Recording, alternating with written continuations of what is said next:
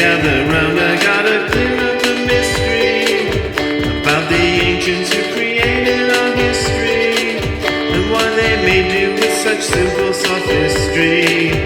They were all on drugs. They were on hard drugs. Alright, hello there, thrill seekers. This is Brad coming to you directly from Hebden Bridge, England, and tonight I will be giving a talk here at the Birchcliff Center at 7:30, which is open to the public. So if you happen to be in or around Hebden Bridge, England, please show up. You don't have to be signed up for the retreat. I've been trying to come up with a topic to talk about, and in my last public talk I did in Germany, I chose the topic of reincarnation because I thought it would be simple.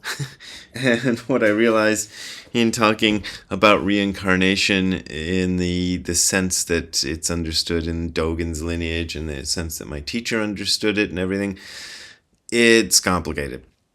So what I decided to do tonight is, instead of trying to come up with a simple topic to talk about, I thought I would talk about the most complicated and difficult topic I could come up with, which is the Buddhist concept of mind.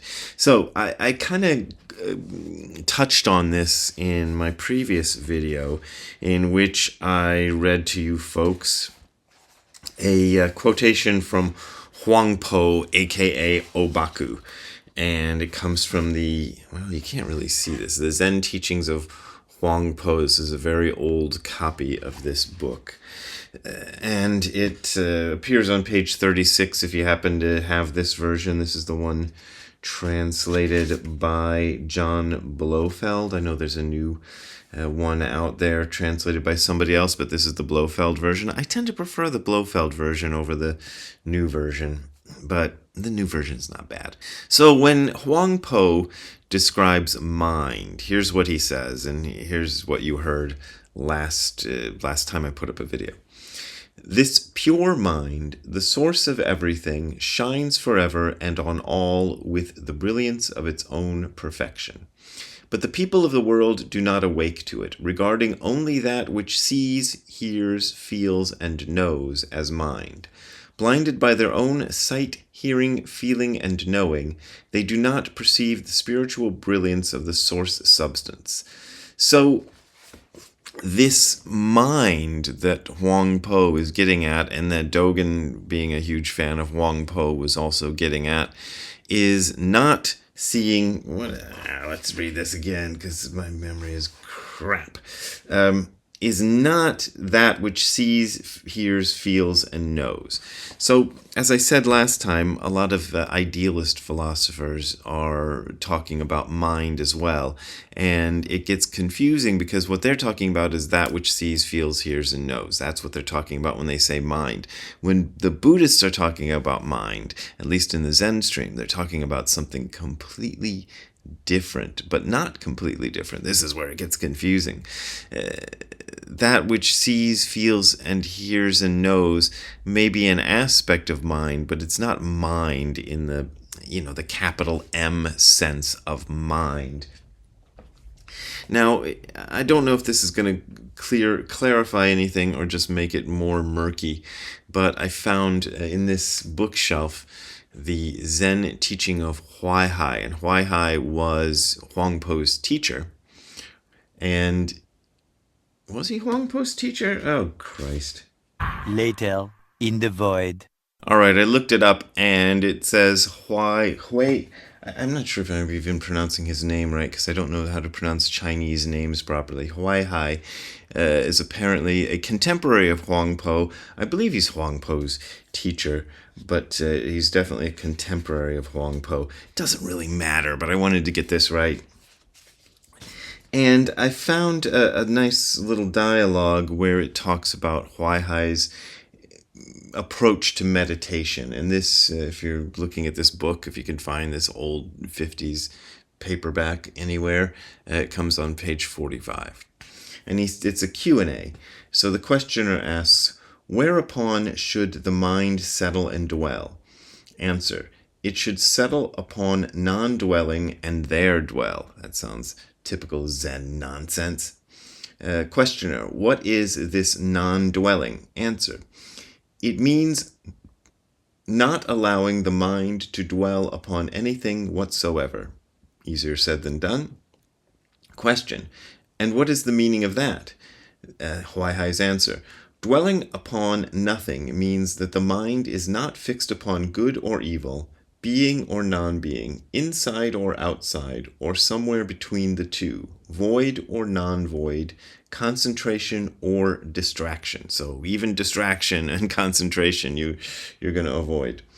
This dwelling upon nothing is the state in which it should dwell, it being the mind, the individual mind.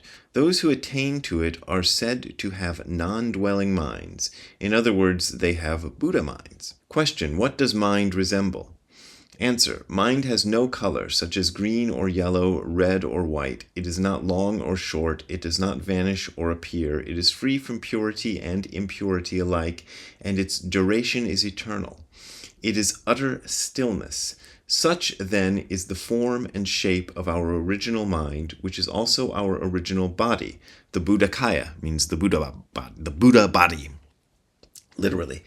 So this resembles the very first talk that you get when you're looking at Huang Po, which goes, let's see, I'm juggling books here. I'm actually, one of my hosts here is a professional juggler, so maybe I'm getting that from him. This is what Huang Po says. All the Buddhas and all sentient beings are nothing but the one mind, besides which nothing exists. This mind is without beginning, is unborn, and indestructible. It is not green nor yellow, has neither form nor appearance. It does not belong to the categories of things which exist or do not exist, nor can it be thought of in terms of new or old. It is neither long nor short, big nor small, for it transcends all limits, measures, names, traces, and comparisons. It is that which you see before you. Begin to reason about it, and you at once fall into error. Boy, so this is difficult stuff, because basically what these folks are saying, these two old Zen dudes from China are saying, is they're pointing to something that cannot be described in any way, because any sort of thought we have just divides one thing from another and creates an image in the mind based on contrasts. And what we're talking about here in terms of mind is beyond contrast. And just kind of serendipitously, when I was trying to find something to... I'm having terrible jet lag still after 3 weeks in Europe, getting terrible jet lag. So I was trying to find something sort of boring but semi-engaging to watch on the computer and may hopefully just put me to sleep, lull me to sleep. So I found this episode of Star Trek The Next Generation called Where No One Has Gone Before, and it's in the first season, and it's like, I don't know, episode 6 or something. It's really early in that series. And the theme of the show is this kind of alien guy is hired to soup up the Enterprise, the Starship Enterprise's engines so that they'll be more efficient. But what he ends up doing is making the engine so efficient that the Enterprise shoots out at super duper warp speed until there are millions of light years away from where they began, which is way farther than anybody has ever gone. And they end up in the realm of pure thought. And I was just thinking, wow, this is exactly what I'm talking about. This is... I just kind of guessing from the episode, because I didn't do any research, but just guessing from just the substance of the episode, it sounds to me like the alien guy who soups up the Enterprise's engines is kind of supposed to be like a Buddha. You know, he kind of looks like a Buddha, not exactly with the curly hair and everything, but if you watch the episode, he kind of has this beatific face and these kind of, you know, soft features and stuff, and he talks like a Buddha. You know, he's got dispensing cosmic wisdom all over the place. And I'm guessing that the writer of this episode probably read some Buddhism and got his ideas there. But what he gets confused about is he thinks that mind, he's seems to be extrapolating from this Buddhist idea of mind only. And he thinks that mind only means thought only. In fact, this is explicitly stated in the episode, because near the end of the episode, the Enterprise crew has to be very careful to control their thoughts, because their thoughts will become reality. And so there's one scene where a guy is thinking about a giant fire, and Captain Picard has to say, "Don't think of the fire," because there's a real fire when he thinks of the fire. So so the point is that it's the typical confusion you get when people read a bit about Buddhism and don't quite understand it. So the idea being mind equals thought. Mind does not equal thought. So your thoughts are just a kind of superfluous thing that's going on in your brain. That's not mind, and neither are your senses mind. And but there is something deeper which you can find through lots of zazen that is kind of the original source of all of this. And it's purely silent, and we call it emptiness because there's no way to describe it. All right, I'm going to keep this short because I'm having trouble uploading from the Wi-Fi that I've got in this place. So I don't want to make a video that's too long. If you want to contribute to me making more videos, you can go to the URL that you're seeing on the screen below, which is hardcorezen.info/donate. That is hardcorezen.info/donate. That's where you'll find links to my PayPal and Patreon accounts, which are my main way of making a living, and I appreciate your support. But as always, you don't got to support me if you don't want to support me.